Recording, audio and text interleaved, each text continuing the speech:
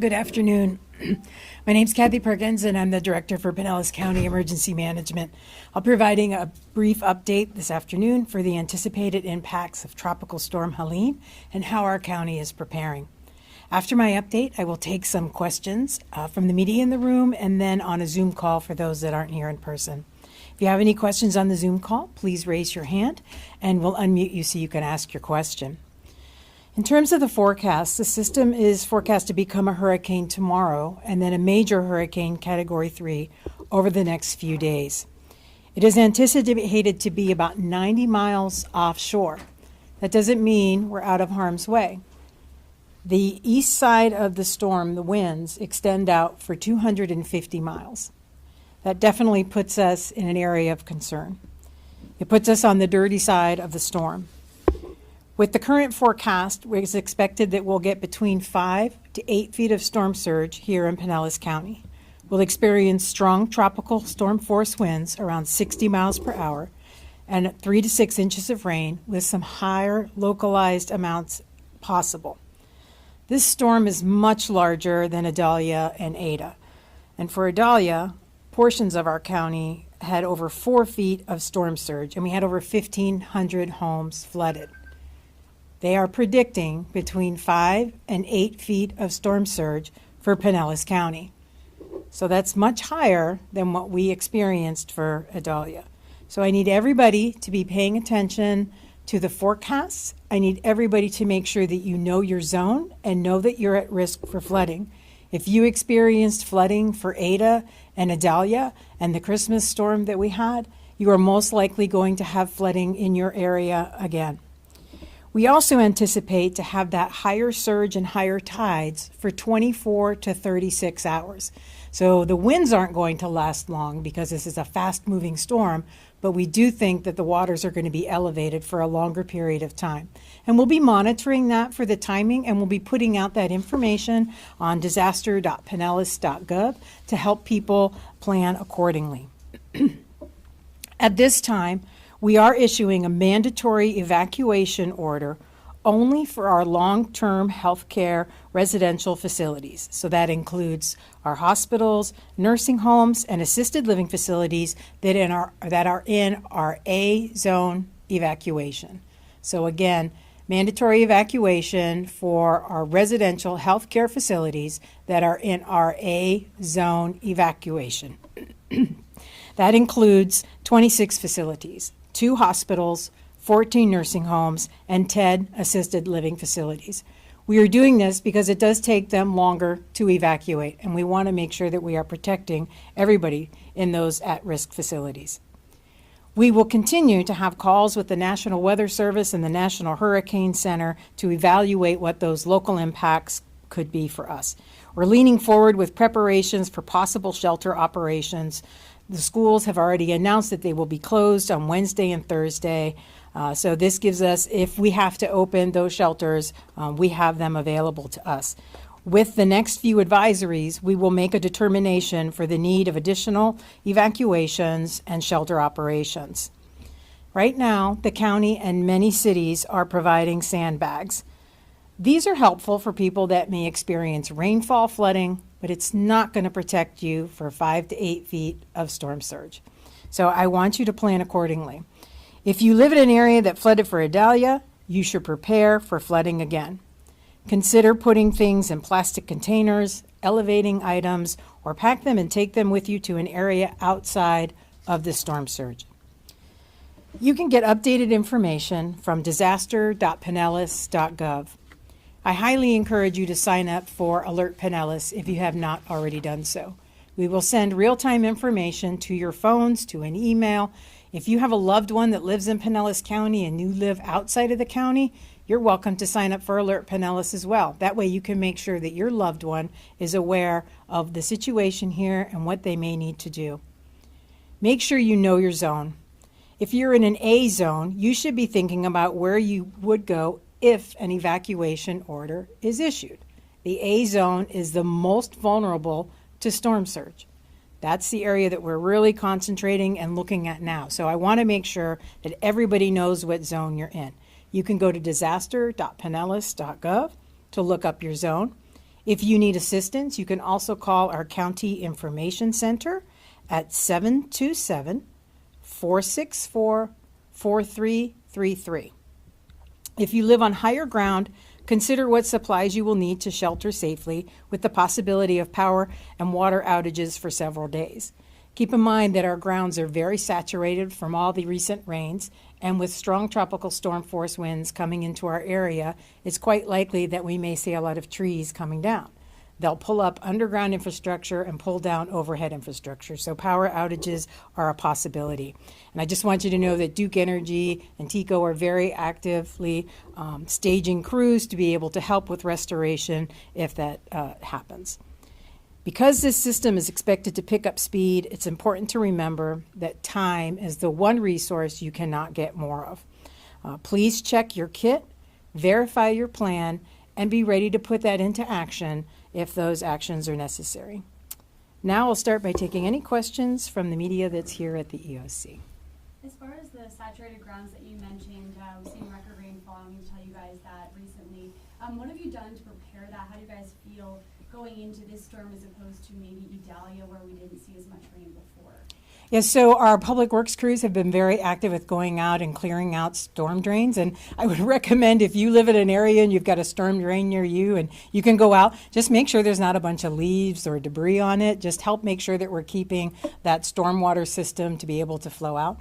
The challenge is going to be if we do see those higher tides for 24 to 36 hours, that water is not going to be able to drain out. So we've got to do everything we can. That's why I would recommend for people that maybe have flooding in their neighborhoods, they see that maybe the rainfall and they're seeing water on their streets, sandbags are a great option for them. And there's a lot of sandbag operations that are open right now, and you can find that information at disaster.pinellas.gov. I know Zone A is kind of the focus right now for you guys. When it comes to the other zones, what's kind of your recommendations for those people in those areas? So if you live outside of an area that we call for evacuation, we would recommend that you would shelter in place.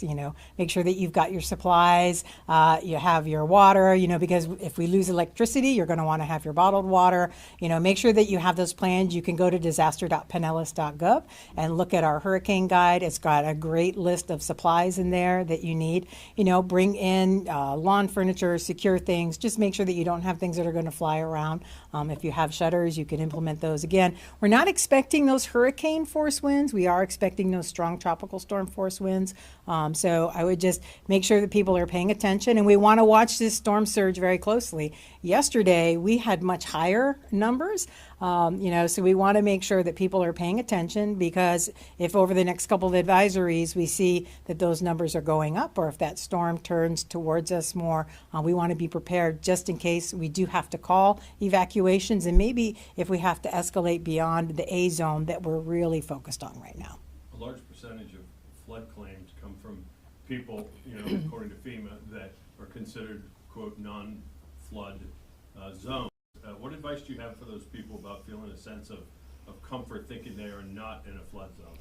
Yeah, so flooding can happen anywhere, and I think, we saw that with Debbie, right? Caught a lot of people off guard. You get those heavy rain amounts that fall in concentrated areas over a short period of time. We saw that with Ian over in Orlando, where there were a lot of people, they just had a lot of rain. So unfortunately now it's too late for them to get a flood insurance policy. You've got to get that, I think, 30 days before a storm. But everybody should be thinking about having a flood insurance policy. You never know when flooding may happen. It could just be like a couple of weeks ago on a sunny afternoon, all of a sudden we had a downpour, and we had a lot of neighborhoods that experienced flooding that have said, we've never seen this, or maybe they're outside of a traditional FEMA flood zone.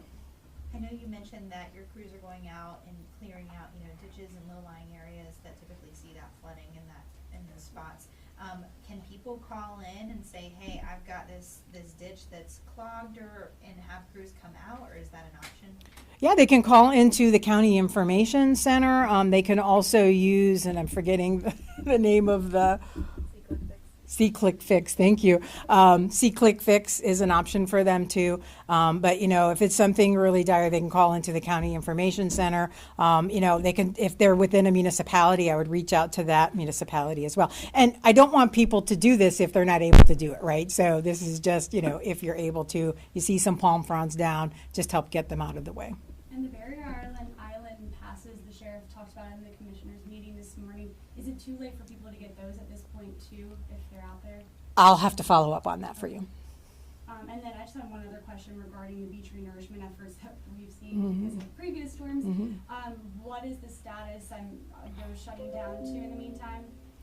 I'm not sure about them shutting down. I'm sure they'll have to protect their crews and everything as well. We can follow up with you on that. I will just say Public Works has done a tremendous job in trying to get these beaches renourished as quickly as possible. Unfortunately, we know that there's areas that are not completely finished, in particular Sunset Beach and Treasure Island. And I always like to tell people that those barrier islands and that sand, that's your first line of defense when storm surge is coming in. So people that may have been protected before by those dunes being there aren't going to have that level of protection there. So even if we were going to get a storm with 4 feet of storm surge, they could see more flooding than they did before because they don't have that protection in place. But definitely with the 5 to 8 feet of flooding, it is a concern for us. There's so much sand being deposited along Gulf Boulevard or are there increased plans to deal with that? Because there was a lot, and I don't know if that caught me off guard. Yeah, so we are working actively with the Florida Department of Transportation to identify equipment and have crews so we can get out there as quickly as possible. And damage assessment will be a big part. So, as the storm is unfolding, people can report things into us. We'll be monitoring. We'll be sending damage assessment crews out there. So it's important for us if something happens in your neighborhood to report that to us. So you can also do that through either our Ready Pinellas app or through disaster.pinellas.gov. Those citizens reports help us. We've got a lot of ground to cover out there in the county. So anybody and everybody that's reporting things to us, those pictures are very helpful to see where the flooding is and where concerns are. So I want to make sure that people share that information with us. We rely on that to help us gather what the impacts have been. I also want to encourage people. So, we did see a lot of house fires after Hurricane Idalia.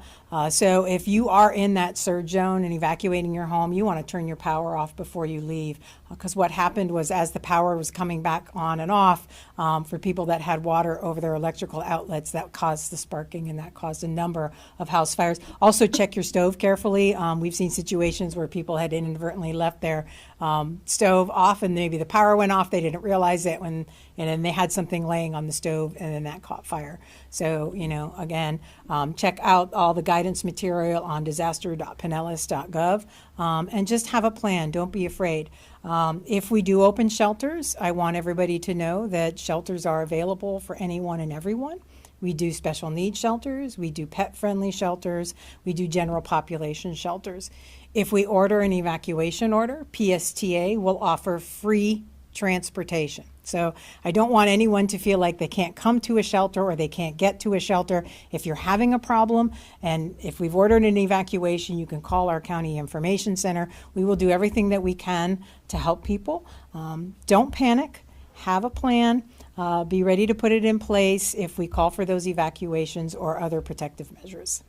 Can you say it once again for the people in the barrier islands that when you call for an evacuation, sometimes people like to hide from the wind and run from water, but there's this perception sometimes that the storm's not going to be that bad. It's a couple hundred miles away. Can you say it again for those people? Yeah, so this is not going to be like the storm surge we saw for Ada and Idalia. This is forecast to be 5 to 8 feet. For Idalia, we experienced, I think, 4.1 feet and 4.2 feet in some areas of our county.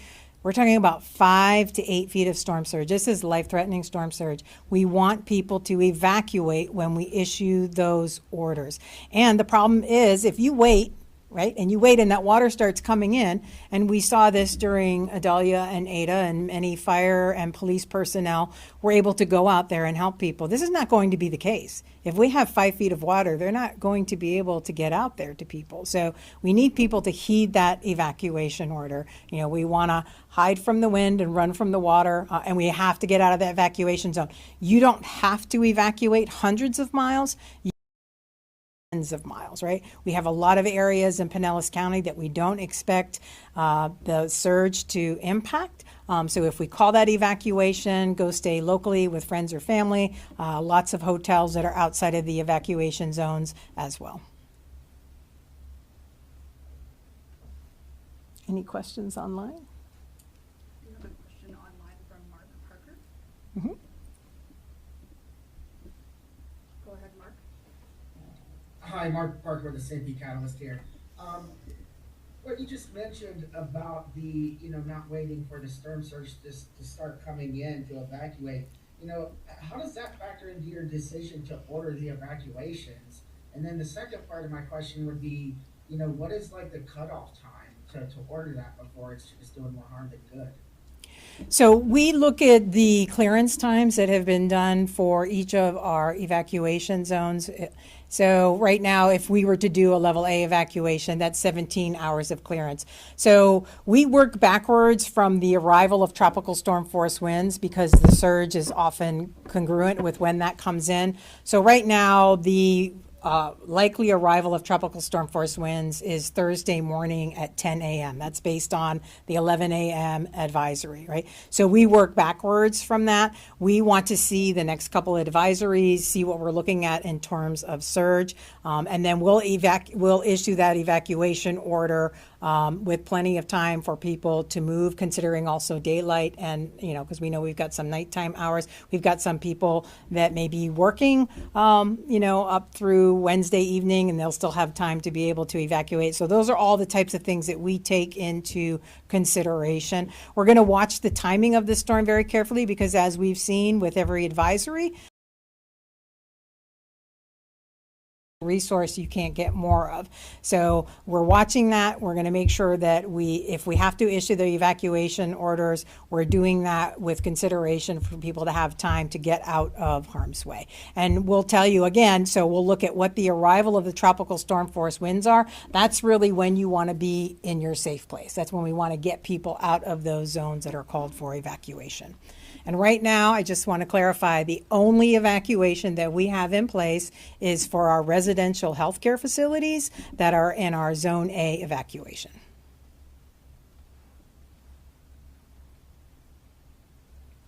It looks like Mark may have a follow-up. Oh, sure, go ahead. I'm not sure if you heard. Go ahead, Mark.